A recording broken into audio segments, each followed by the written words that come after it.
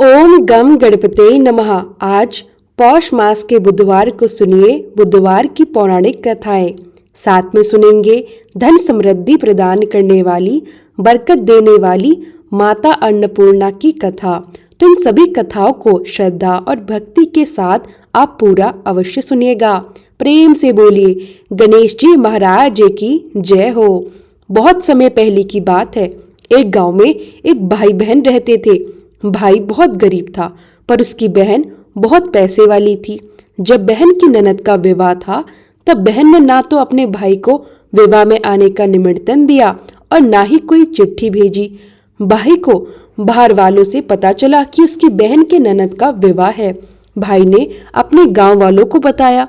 तब गांव वालों ने अपनी बहन से चुनरी, बिछिया और साड़ी जैसे सामान कन्या के लिए दिया।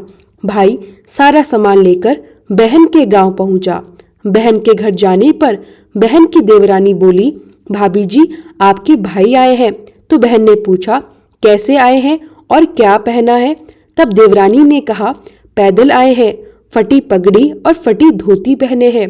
बहन बोली, मेरे ससुर हवेली के सामने दुकान में बैठे रहते हैं, मुझे शर्म आती है।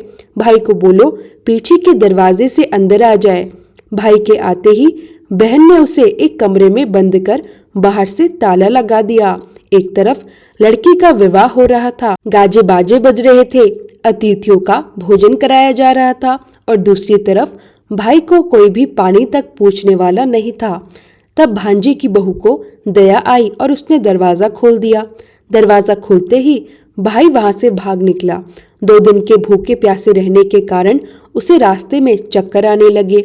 रास्ते में एक गणेश जी का भव्य मंदिर था। वहां जाकर वह गिर गया और रोते रोते गणेश भगवान को अपनी व्यथा सुनाई।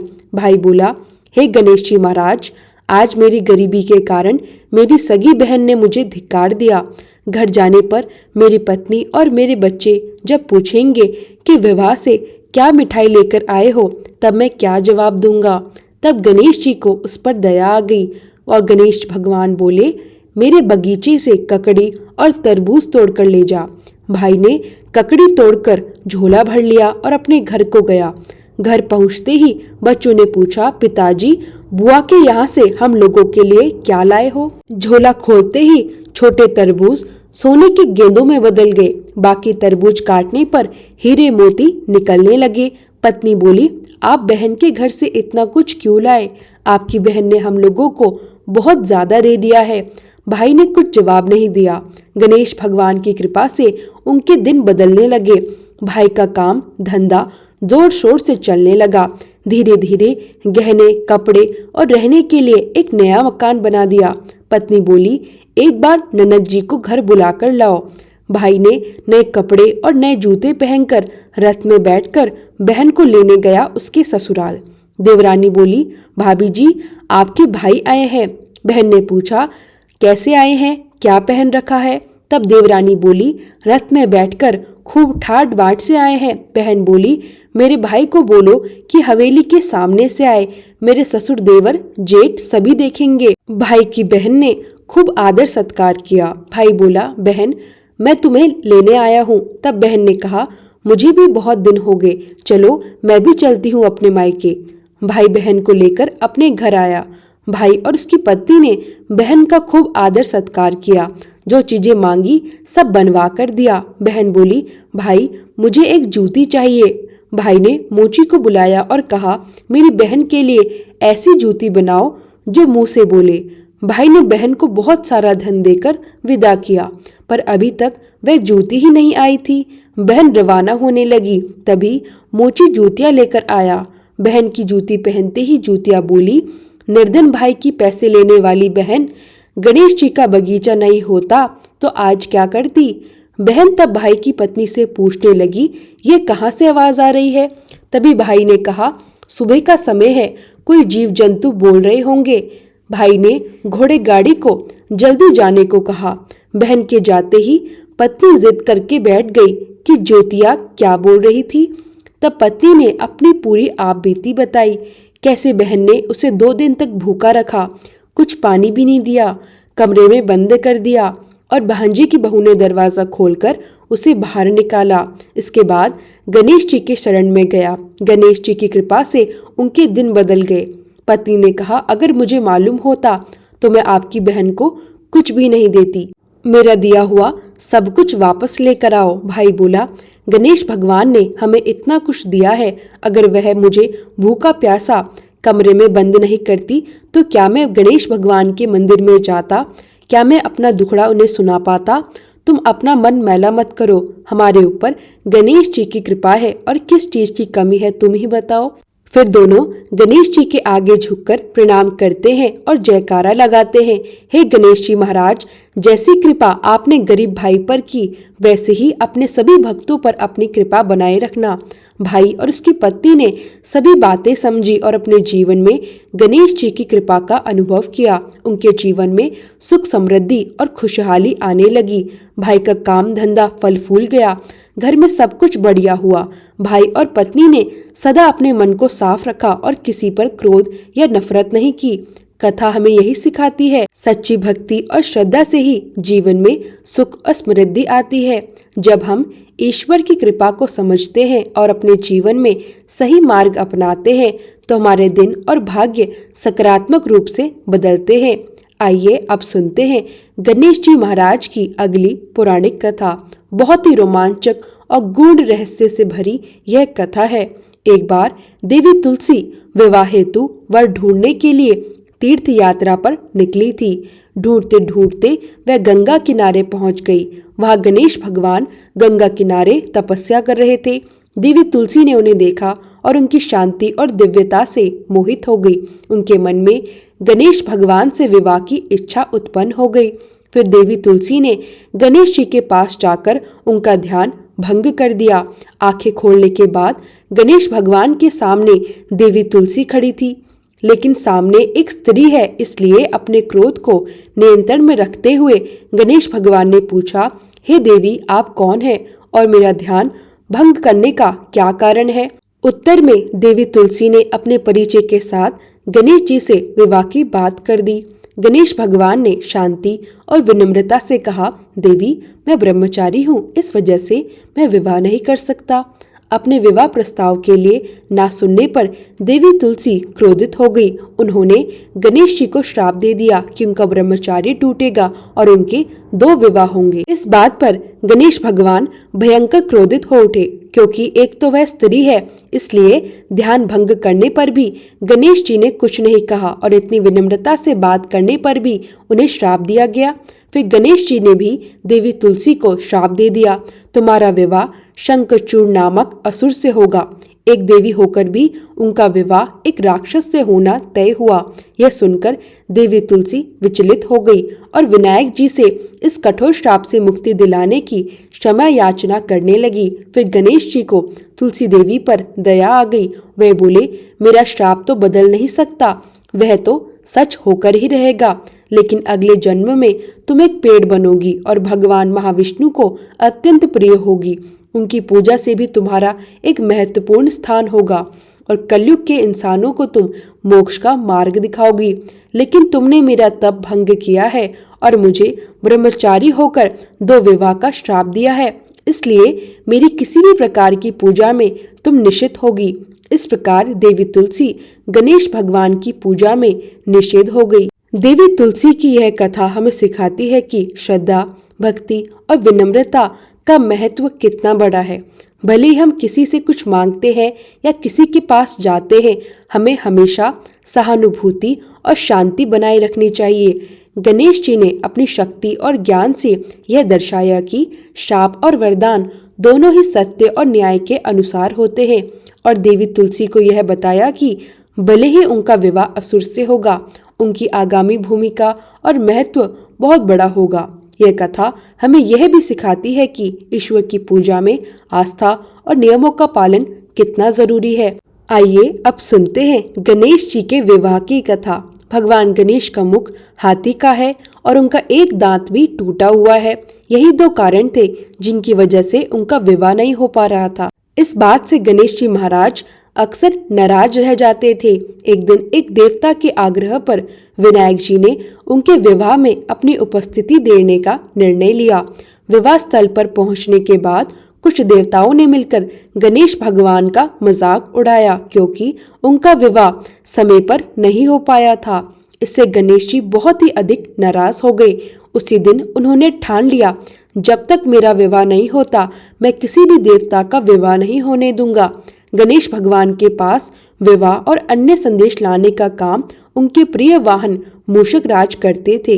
अब मूषक राज जब भी किसी देवता के विवाह का समाचार लाते तो गणेश जी उन्हें आदेश देते और मूषक राज अपनी सेना के साथ जाकर उस विवाह के मंडप को तहस नहस कर देते और बारातियों को भगा देते। इस तरह गणेश जी और मूषक राज की मिली भगत की वजह से किसी भी देवता का विवाह नहीं हो पा रहा था।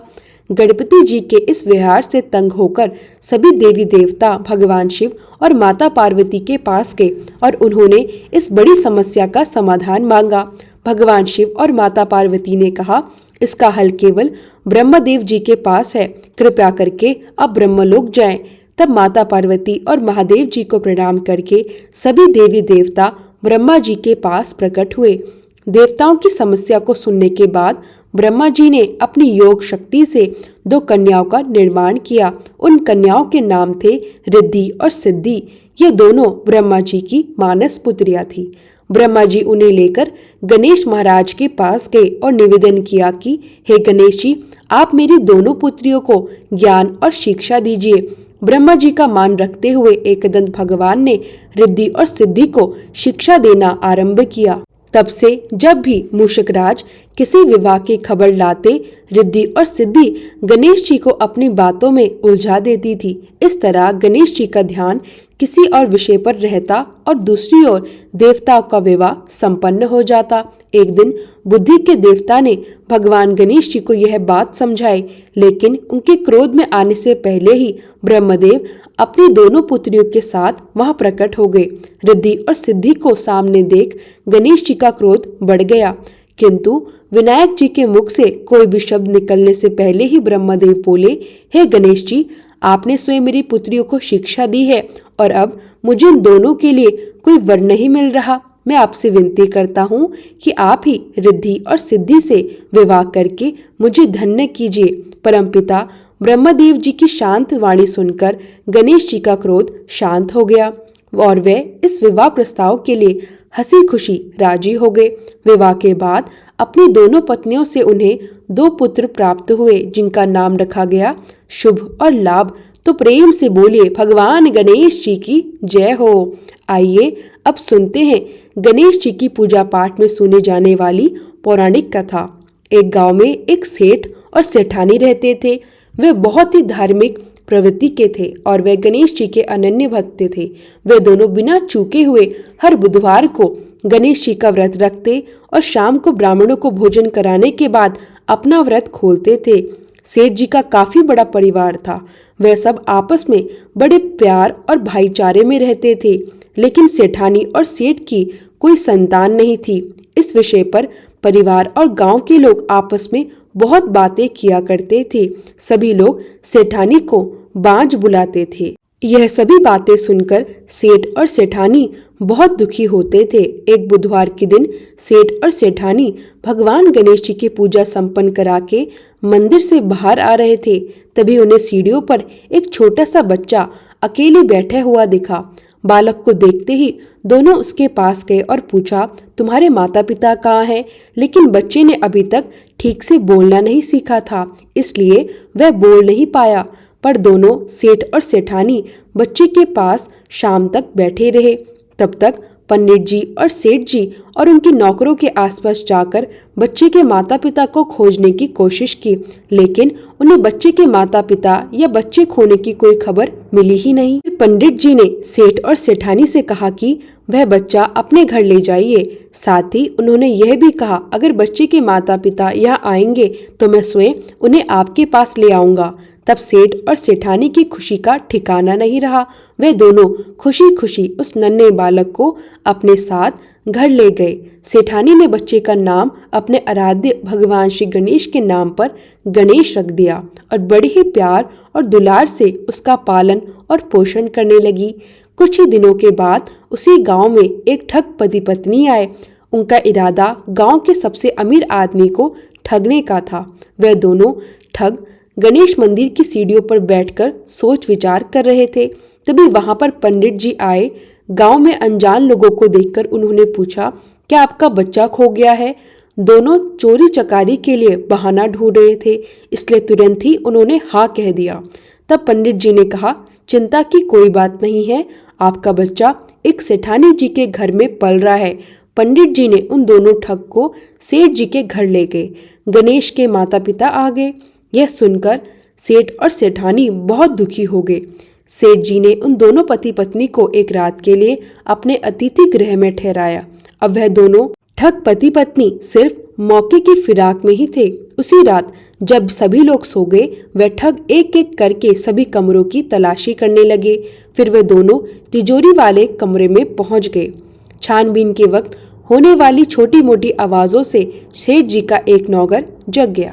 उसने चुपके से अंदर झांककर देखा तो दोनों ही मेहमान कीमती सामान चुरा रहे थे।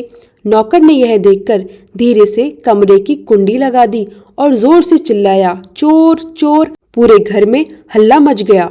शोर सुनकर घर के सभी लोग इकट्ठा हो गए। तब सेठ जी ने उन दोनों चोर पति पत्नी को कमरे से बाहर निकाला और सुबह ही पंचायत में हाजिर कर दिया। सेठ जी ने सरपंच जी को पूरा मसला बताया और कहा, यह दोनों तो चोर हैं। अब हम पुत्र गणेश को इन दोनों को नहीं देंगे।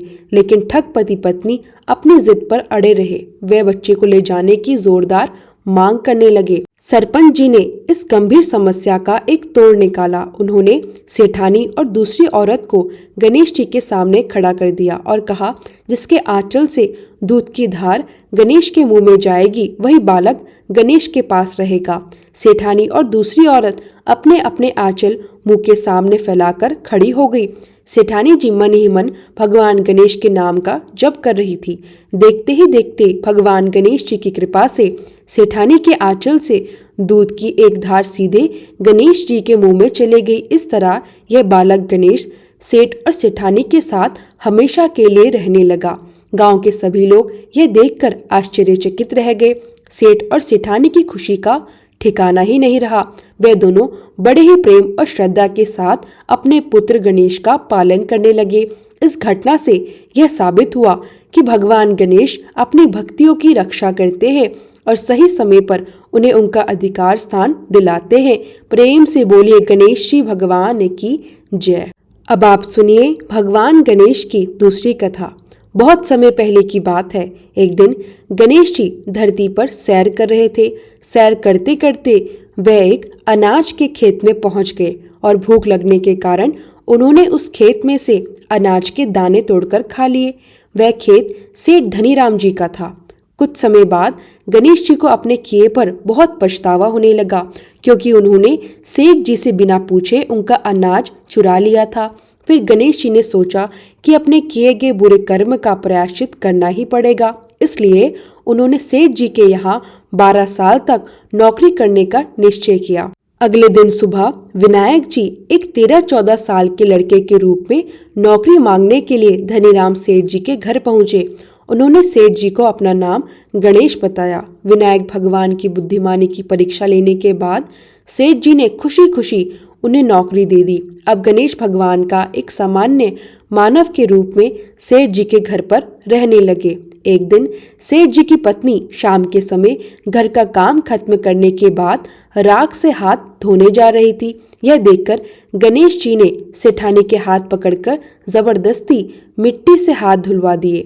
गणेश जी की इस हरकत से सेठानी जी बहुत गुस्सा हुई और उन्होंने सेठ जी के कमरे में जाकर गणेश की शिकायत कर दी।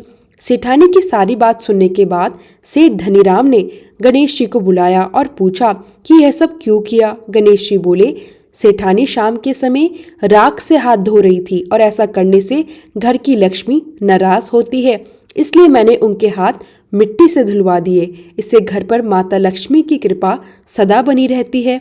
यह सुनकर सेठ जी ने सोचा, गणेश जी की सोच कितनी अच्छी है। कुछ दिनों के बाद कुंभ मेले का शुभ अवसर आया।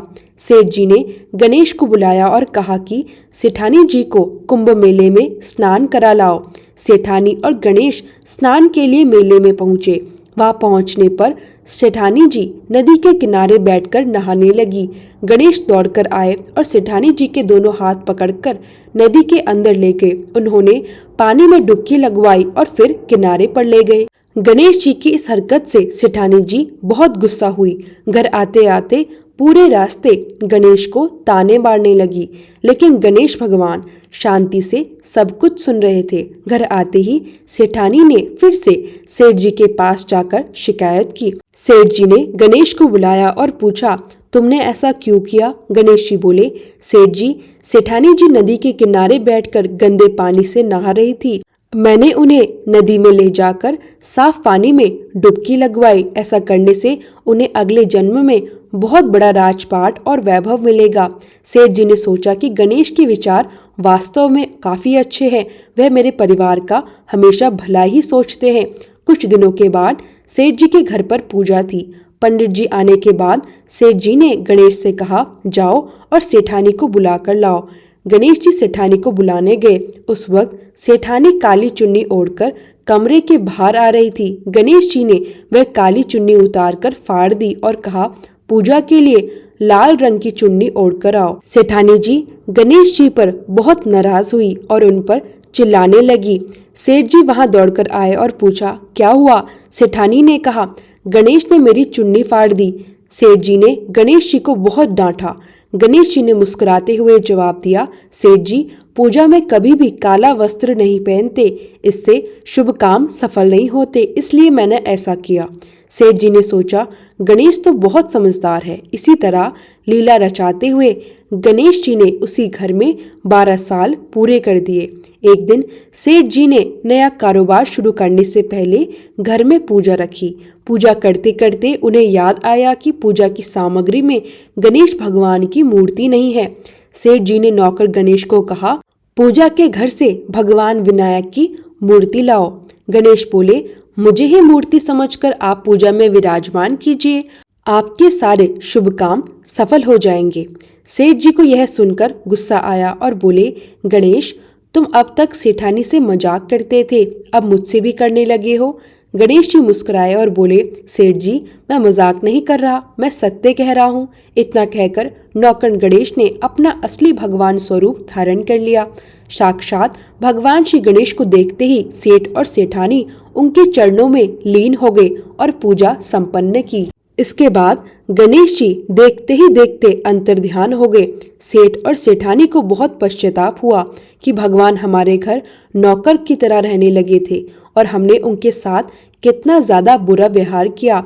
वे सोच सोच कर दुखी रहने लगे। फिर उसी रात सेठ और सेठानी के सपने में भगवान गणेश प्रकट हुए और समझाया, मैंने 12 साल पहले तुम्हारे खेत से अनाज तोड़ लिया था। उसी कर्म का दोष दूर करने के लिए मैं 12 साल से तुम्हारे घर नौकरी कर रहा था। धनीराम सेठ जी के जीवन की काया पलट गई। गणेश जी जैसी माया उन्होंने अपने ऊपर पाई, वैसी माया सुनने वाले हर व्यक्ति पर भी हो। कथा अधूरी हो तो उसे पूरी करना और हमसे कोई गलती हो गई तो क्षमा करना। प्रेम से बोलिए भगवान गणेश जी की जय।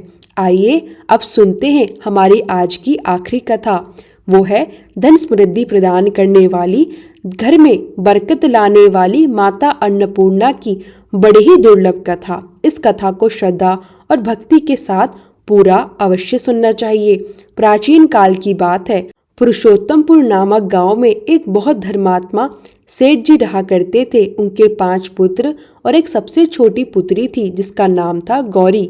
सेठ जी का भरा पूरा परिवार था। सेठ जी अपने सभी 5 पुत्रों का विवाह कर दिए थे और जब छोटी बेटी गौरी विवाह के योग्य हुई तो उन्होंने उसका विवाह एक दूसरे नगर के अपने ही समान धनी परिवार में कर दिया। अब सेठ जी की पुत्री गौरी दुल्हन बनकर जिस घर में गई वहां उसका पति अपने माता पिता का इकलौता पुत्र था। अब गौरी बड़ी ही प्रसन्नता पूर्वक अपने ससुराल में रहने लगी। गौरी बड़ी ही सदाचारी, गुणवान और रूपवती थी। एक दिन की बात है, जब 1.25 महीना हो गया, तब सास ने गौरी को रसोई संभालने के लिए दे दिया। सास ने उसे रसोई की सारी बातें समझा दी। गौरी अपनी सासू माँ के पांव छूकर रसोई में प्रवेश करती है। तब सास ने कहा, बहू, रोज सुबह जल्दी उठकर पूजा पाठ करके रसोई में प्रवेश करना, फिर खाना बनाना। रोटी बनाते समय पहली रोटी गाय को और अंतिम रोटी कुत्ते को देना मत भूलना। इस प्रकार सास ने गौरी को सब कुछ समझा दिया। गौरी 4 लोगों के लिए खाना बनाती है और खाना बनाकर पूरे परिवार को खिलाती है। जब अंत में खुद खाने के लिए बैठती है तो वह देखती है कि उसके लिए रोटी तो बची ही नहीं। वह चावल, दाल और सब्जी खाकर पानी पी लेती है। अब जब शाम होती है तब गौरी ने सुबह से ज्यादा आटा लगाया और रोटी सब्जी बनाकर रख दी।